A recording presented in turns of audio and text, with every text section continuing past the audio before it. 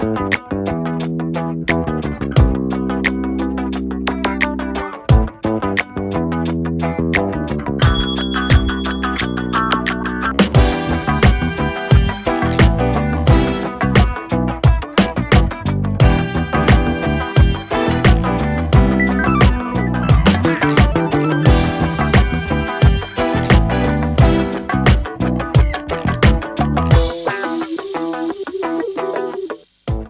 suis le président de Ride Ta Life, une association de skate à Lavelanet. On fait de la trottinette, du BMX. On a réussi à avoir ce skatepark par rapport aux participants actifs. Ce qui veut dire qu'on a eu l'aide de la mairie, de la mission locale, tous les éducateurs, le soutien des élus. On est à peu près 40 riders, participants à venir quotidiennement sur le skatepark pour le faire vivre, évoluer. Si possible, faire des petits pros. Donc l'école de boxe française existe depuis maintenant un peu plus de 15 ans. On a eu un gros boom sur le moment où le gymnase, justement ce gymnase a été mis en place, a été ouvert. Ce gymnase a fait l'évolution, le gros boom sur les activités. Je vois qu'on n'est pas les seuls parce que d'autres activités ont aussi explosé par rapport à ça. Notre club en fait donc va drainer, comme je disais tout à l'heure, beaucoup de public. On arrive à avoir une très bonne ambiance sur les différents publics. On peut se servir en plus des cadres qu'il y a à côté, vu qu'on a juste en sortant la voie verte très bien pour aller travailler sur le cardio, pour aller bosser en extérieur les jours où il fait beau, ne pas rester enfermé aussi. Donc ça c'est très bien, on a tout ce qu'il faut à côté. On va aller faire des balades, on a tout ce qu'il faut aussi à côté. Le cadre aussi prête vraiment. Donc sur le territoire, c'est vrai qu'il y a quand même ce qu'il faut pour arriver à développer des activités.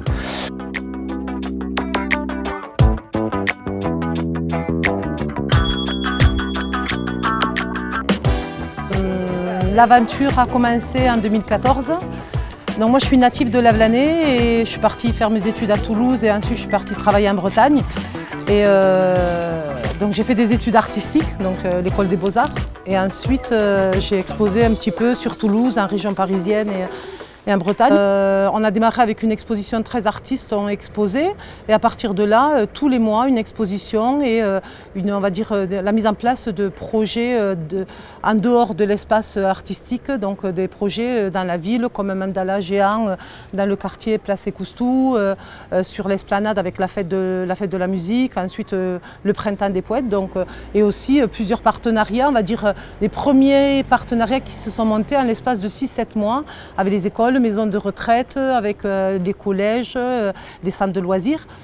Et il s'est avéré qu'en arrivant, en proposant le projet à la mairie, en fait, on a été, on va dire, moi j'ai été surprise puisque je me suis présentée moi-même auprès de Marc Sanchez. Et donc le projet a été validé et je crois qu'il a eu confiance en ce projet-là. Donc on a eu un soutien pour le démarrage, pour tout ce qui était rénovation et aménagement de l'espace intérieur. Et on a fait nos preuves ensuite avec les membres actifs de l'association. Et en l'espace d'une année, on est passé de 90 mètres carrés à 260 mètres carrés avec le soutien justement de la mairie, parce que cet espace-là, on va dire, a répondu à certaines attentes et est passé de 7 adhérents à 172 adhérents en l'espace d'une année. On est devenu de fait le plus grand cinéma d'Ariège en nombre de sièges et en tout cas le plus fréquentable à tout niveau, il faut le dire. Je veux dire, maintenant qu'il est refait, bon, voilà, c'est clean, les conditions de protection sont bonnes. Depuis les années 20, quoi qu'il en soit, il y a un cinéma à Lavelanet sans discontinuer. Depuis que le cinéma est devenu municipal, moi je pense que c'est la belle solution, surtout que la municipalité joue le jeu. Voilà, donc on est devenu l'un des cinémas les mieux équipés. On n'a strictement rien à envier à aucune salle toulousaine. Maintenant, avec une deuxième salle, ça nous ouvre des horizons en termes de programmation. On savait pertinemment qu'on avait une évasion d'un certain public sur Utopia notamment, dans une moindre mesure sur Carcassonne au niveau de la RSC, et quoi qu'il en soit, du grand public sur Cap Cinéma à Carcassonne et sur l'offre globale toulousaine. Donc l'idée aujourd'hui, c'est d'essayer de recapter ce public qui partait de façon à travailler dans de belles conditions, quoi. Donc il va y avoir plus de films grand public, plus vite arrivés ici, plus de films art et essai, classés art et essai, un travail qui va être accru au niveau du jeune public, un travail sur le patrimoine. Je fais un petit clin d'œil quand même à un travail qui se fait depuis plus de 10 ans ici autour du ciné-concert, c'est-à-dire de ce patrimoine très spécifique qu'est le cinéma muet.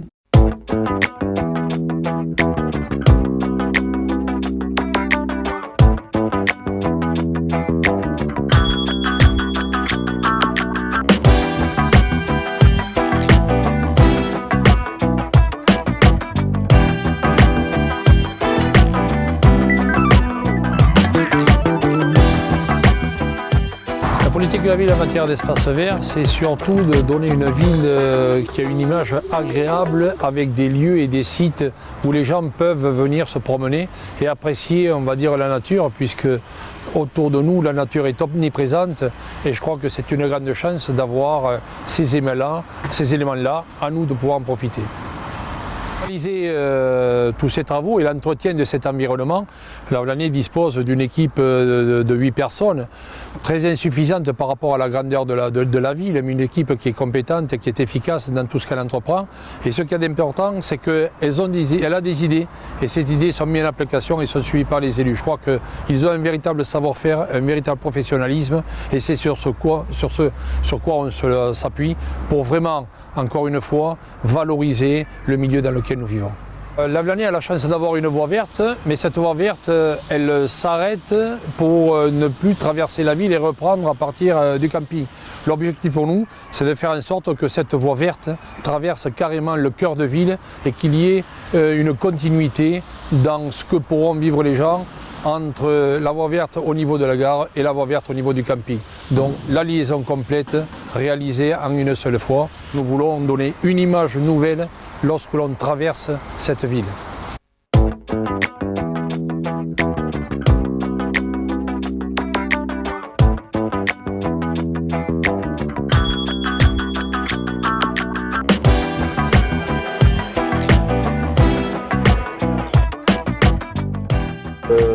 Aujourd'hui, on a une situation, en fin de compte, il est utile de faire des investissements pour continuer à faire progresser l'entreprise.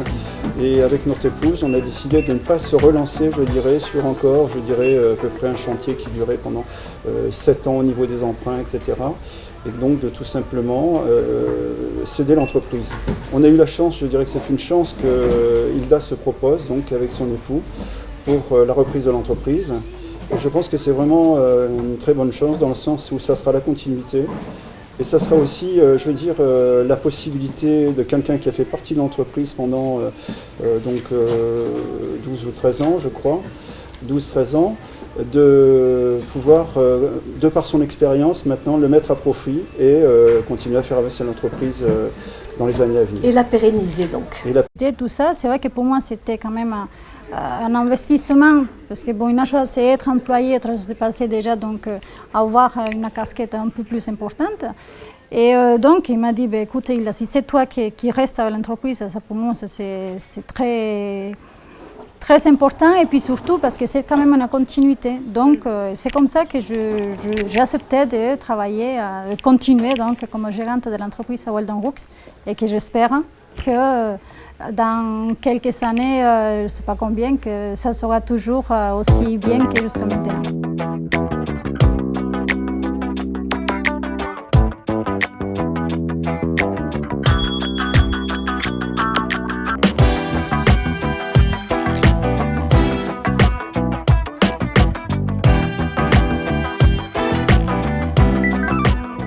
J'ai repris la société, mais qu'après le 1er juillet 2008. C'était une société qui existait à Lavlanais depuis 1986, qui employait à l'époque 12 salariés, très exactement avec le gérant. Donc aujourd'hui, nous sommes 53 personnes.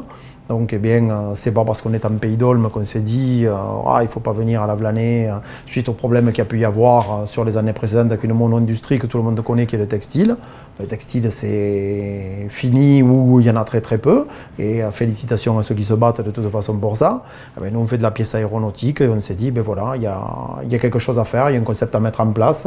Il y avait des gens dynamiques dans la société qui avaient envie, notamment notre chef d'atelier aujourd'hui, qui est depuis le premier jour que j'ai repris, qui est Christian Gilles, qui s'est de suite investi avec nous. Et donc, on a créé une dynamique, une équipe. Aujourd'hui, on est plusieurs jeunes ingénieurs qu'on a intégrés, et d'origine du pays d'Olme aussi, ou ariégeois, ou pas, et avec qui on se bat pour faire marcher un petit peu tout ça.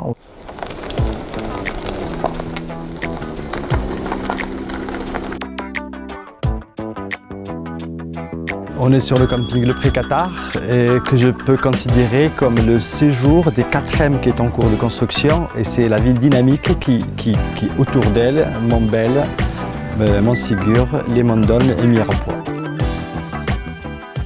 Je suis gérant du camping Le Pré-Qatar depuis 2011, c'était en délégation de service public. Et en 2013, on va dire, il a fallu 2 ans pour, on va dire, confirmer et valider le projet et avoir la vitesse de croisière. Et derrière ça, il y avait un potentiel en superficie de terrain, il y avait une réserve foncière vraiment suffisante pour pouvoir développer sur les 3 axes, c'est-à-dire le résidentiel, le passage et le tourisme à la nuitée et au locatif. On a les avantages de la ville sans les inconvénients, puisqu'on est en retrait, il y a la nature, on a Montségur en face, on a les Mondones en face, et on est à 5 minutes de la ville et on est à 5 minutes du commerce. Et c'est l'idéal pour une famille, on va dire, même pas pour pouvoir faire les commodités, pour pouvoir faire des courses, etc.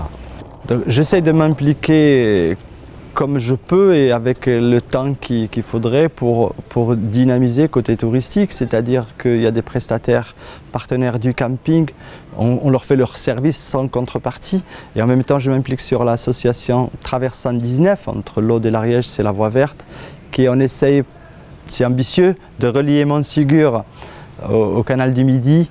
C'est en cours, s'il faut du temps, mais on y travaille. C'était la colonne vertébrale, on va dire, entre l'Aude et l'Ariège pour pouvoir créer un espace de circulation douce, on va dire.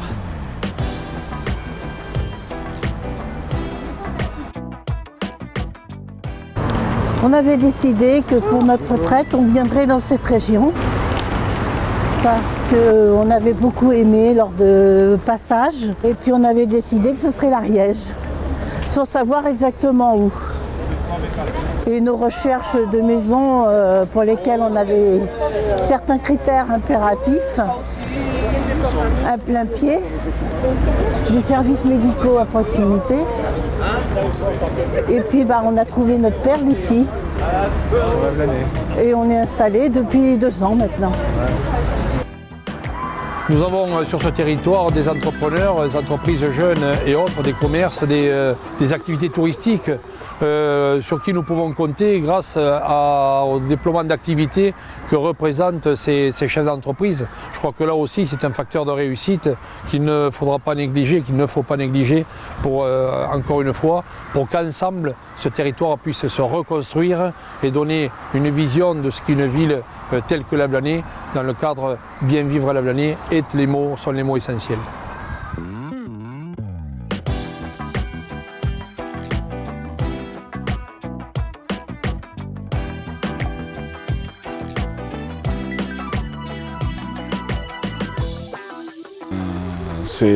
Lavelanet existe, existera. Le couac il a été, le clash il a été, mais aujourd'hui, je pense qu'il y a les atouts nécessaires pour. Voilà. Et je pense que ça démarre et ça part par justement tous ces commerces. Il y a ce qu'il faut à Lavelanet pour aujourd'hui pouvoir attirer, il faut juste le creuser un peu plus en fait. Par rapport à Lavelanet, je me considère d'abord comme un citoyen de Lavelanet, un habitant de Lavelanet, donc un enfant de Lavelanet. Après, c'est plutôt saisir l'opportunité de ce que me propose Lavelanet vis-à-vis de ce qu'on peut appeler grossièrement le business et les opportunités de développement par rapport à un futur que je considère meilleur. Il faut simplement le réinventer, l'avenir.